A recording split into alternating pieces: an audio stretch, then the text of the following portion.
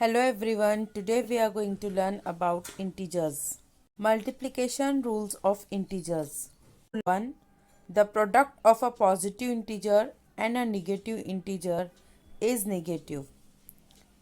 That means plus into minus is equal to minus. For example, 2 into minus 2 is equal to minus 4. Rule number 2. The product of a negative integer and a positive integer is negative. That means minus into plus is equal to minus.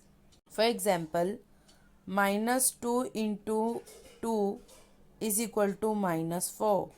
Rule number 3. The product of two positive integer is positive. That means plus into plus will be always plus.